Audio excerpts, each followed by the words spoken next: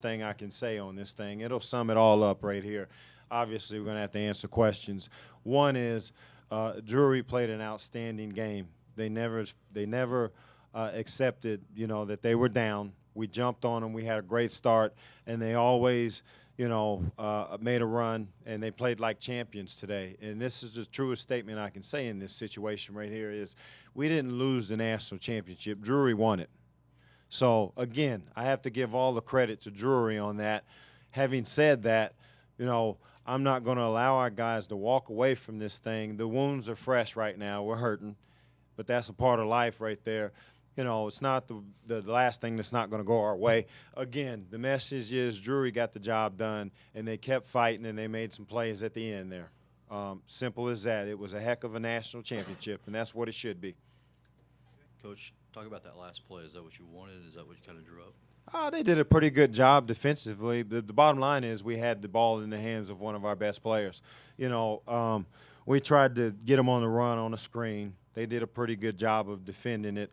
I couldn't be upset about it because we drove the ball to the basket. We just weren't able to execute a play on that. So to answer your question, yes. We really just played to win. I mean, we played our solid play, and the game fits in the first half. And we just tried to execute as good as we could. We forced them into early turnovers, and that led to the big lead we had. We did a good job in the first half of forcing a lot of turnovers, which led to our lead in the first half. Give them a lot of credit. They hit a lot of threes coming down the stretch in that second half, and they converted. They got a lot of easy layups, kind of defensive mistakes on our part. But, give them credit. They fought hard, and they converted, and we didn't. Really just a big challenge. He's their best player, and one of our keys to the game was to keep him uncomfortable. And for most of the game, it seemed like he was uncomfortable. He hit a couple deep threes, and it kind of got him sparked after the N1-3. But, it was a good challenge, and we took it on head on. Been at Metro 2 years with these three guys. It's been great. The ride's been awesome.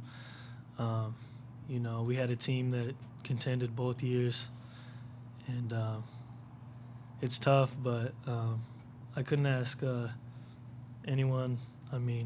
Being next to these three guys and coach, that's all I could really ask for. Being here in Atlanta with all three divisions is pretty spectacular memories that I'm going to hold for the rest of my life. Just being here, going to the Final Four yesterday was pretty spectacular.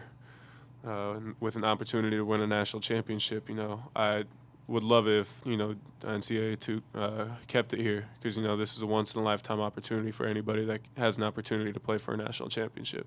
Similar to Tyler, it's been a good journey with these three dudes beside me, along with Coach Clark.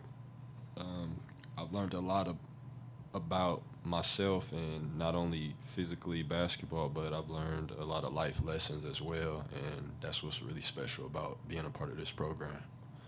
So I'll cherish these moments, and I'll always remember them for the rest of my life. Drury did a great job of playing defense, keeping us out of the penetration, cutting that off, and we weren't hitting the shots that we were in the first half down the stretch.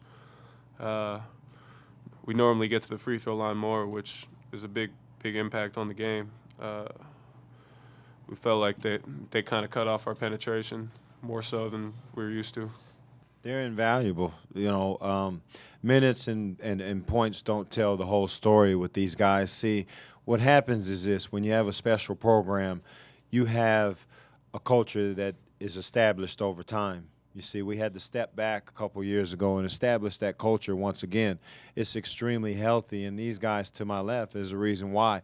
They gave it everything they had in terms of attention to detail, listening to me, playing hard, loving each other. You couldn't ask for a better group of seniors, and that's why they're in this press room right here. I would not do this press conference without them.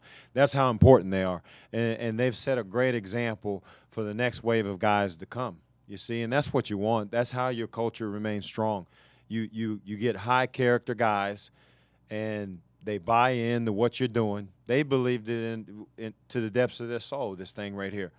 And what more can I ask for as a coach, you see? And I've seen a maturation process with each and every one of them. They came in the door one way, and they're not that same person. And I'm talking about in a positive way right here. So I don't have enough time to tell you how important these guys are, but hopefully a couple of those things will sink in with you. But just a special group. They're going to be dearly missed, and I'm going to miss having them around and seeing their faces and interacting with them, you see. But they're extremely important. Into next year to keep this from getting them down? Well, I mean, first of all, they shouldn't be down when we leave that locker room. Like I said, the wounds are still open from this thing right here. It's going to take a little time to heal. They can't walk out of that particular locker room in the next half hour or 40 minutes and feel like this has been a big disappointment right here, because then you're taken away from the mission and the enjoyment of this thing. We did some things that were unusual. We tried to be uncommon this year, to steal something from Tony Dungy right here, and we were uncommon. And the fact that we played for the national championship 2 hours ago.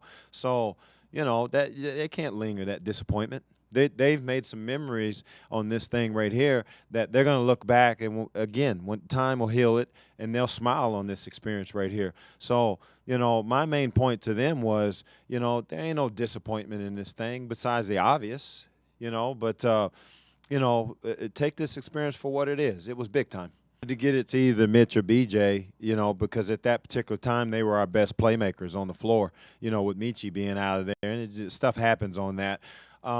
I can't lose my mind in that situation. Anytime there's time on the clock, I feel like we're going to win, and I have to get that across to our guys. We weren't trying to foul him in that situation. It happened. That's what happens in basketball games. Again, as I said earlier, it was in the hands of one of our best playmakers. And in that situation, again, we tried to get him a screen, but he was going towards the basket, and he made an attempt, on the basket. So, I'm going to sleep okay tonight on that. 73%, but you don't often get an opportunity when very little time's on the clock to win a national championship. But I don't, I can't categorize that as just pressure, because then what I would be saying is our guys, I don't want to use the word choke. I would never use that. I don't feel that the case. If you said, hey, coach, get in that situation again and pick the guy you want shooting, those guys, Nicholas, K, and BJ, would be, in my top 2 or 3 right there. You know what I mean? They've been making free throws all year.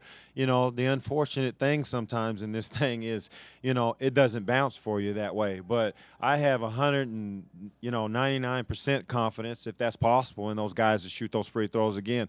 And the funny thing is, we put so much energy and effort in the free throws, but how do I simulate that situation right there? But again, if I had to do again and I can go back in time, I want those guys shooting those free throws.